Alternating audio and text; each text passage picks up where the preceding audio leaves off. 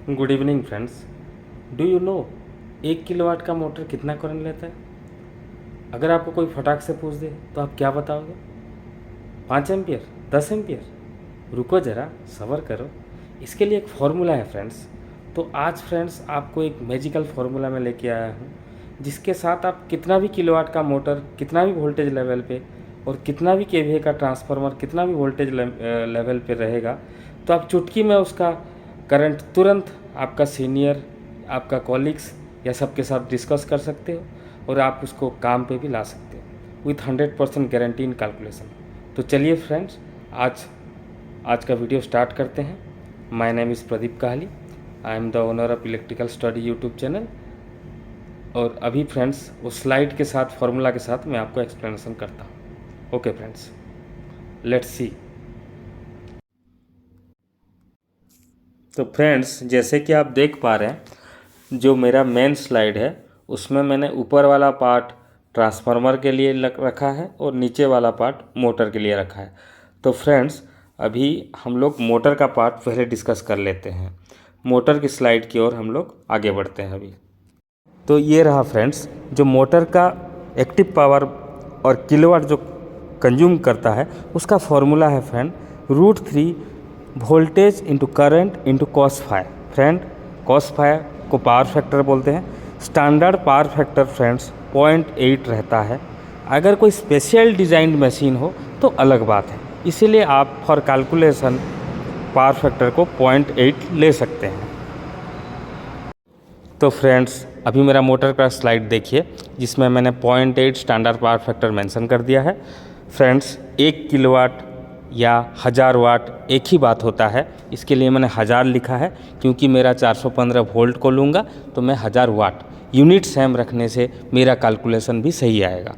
तो फ्रेंड्स, आपका P मैंने पहले भी फॉर्मूला दिखा के बताया था, √3 V/I/cos theta.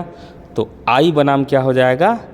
Power divided by √3 V/cos theta. तो फ्रेंड, cos थीटा 0.8 है। नीचे आप लगा लो फॉर्मूला, वोल्टेज की जगह 415 लिख लो, पावर की जगह 1000 वोल्ट लिख लो, तो आपको मोटा मोटी कैलकुलेशन में 1.739 415 वोल्ट के लिए आएगा। एम्पियर, 1 किलोवाट 1.739 एम्पियर लेगा। तो फ्रेंड्स, कोई आपको पूछेगा 100 किलोवाट कितना लेता है? 1.739 मल्टीप्लाई बाय 100। ईजी। आपको जो हीट एंड ट्रायल का 1 किलोवाट का जो फॉर्मूला है 1.739 एम्पियर यूनिट को याद रखना है, उससे किलोवाट को मल्टीप्लाई कर देना है, तो आपको 415 का निकल जाएगा।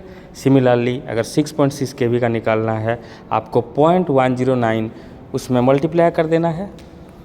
एंड सो आप खुद से करके देख सकते हो फ्रेंड्स, और आप मोटर का नेम प्लेट से भी मैच कर सकते हो। मैं ये नहीं बोल रहा हूँ पूरा 100% आएगा, क्योंकि कुछ मशीन मैंने जैसे ही बताया 0.8 या 0.78 0.82 ऐसे डिज़ाइन होता है। लेकिन फ्रेंड, ये कैलकुलेशन आपको आपका एच पर स्टैंडर्ड माना जाता है 0.8। तो ये मत सोचिए कि आप रॉन्ग कैलकुलेशन है। तो this is the formula for motor. जैसे कि आप देख पा रहे हैं, जो ट्रांसफार्मर का स्लाइड है उसमें मैंने राइट साइड में फॉर्मूला लिखा है और लेफ़्ट साइड में मैंने पर 1 kVA और पर 1000 VA कैलकुलेशन चार्ट बनाया है। तो फ्रेंड देखिएगा, जो ट्रांसफार्मर है वो केवीए में रहता है रेटिंग, इसके लिए मैंने केवीए के हिसाब से फॉर्मूला बनाया है।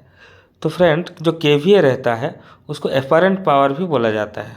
जो एपरेंट पावर रहता है उसका formula √3 into voltage into current. इसमें कॉस थीटा या पावर फैक्टर नहीं रहता है। ये क्यों नहीं रहता है फ्रेंड, ये हम लोग दूसरे दिन पावर का चैप्टर में डिस्कस करेंगे। आज हम लोग पर केवीए करंट निकाल रहे हैं, इसके लिए फॉर्मूला के ऊपर फोकस करते हैं। तो जो अपरेंट पावर रहता है वो √3 इंटू VI होता है।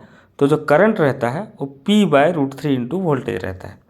तो उसके अकॉर्डिंग मैंने देखिए 415 वोल्ट के हिसाब से मैंने निकाला है 1000 VA या 1 kVA।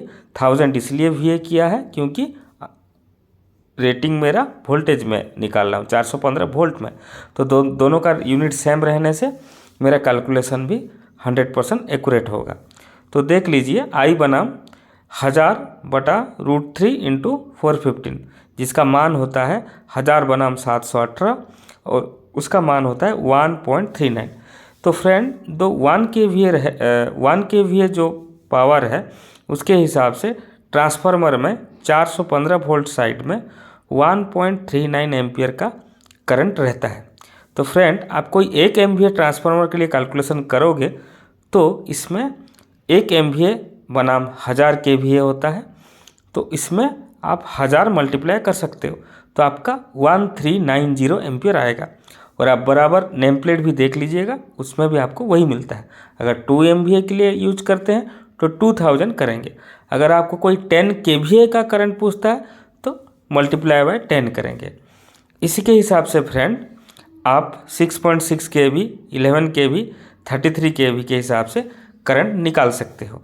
तो इसका फ़ायदा ये होता है, आप केवल पर kVA करंट को याद रखना है, उसके हिसाब से जितना आपको वैल्यू पूछा जाएगा या जहाँ ज़रूरत होगा उसके साथ मल्टीप्लाई कर देना है, तो आपको वो पूरा 100% एक्यूरेसी के हिसाब से फ्रेंड मिल जाएगा।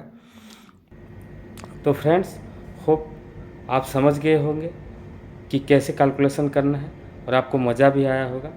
दोबारा फिर आऊँगा ऐसी मज़ेदार इलेक्ट्रिकल के टॉपिक के ऊपर वीडियो लेके। नमस्ते फ्रेंड्स।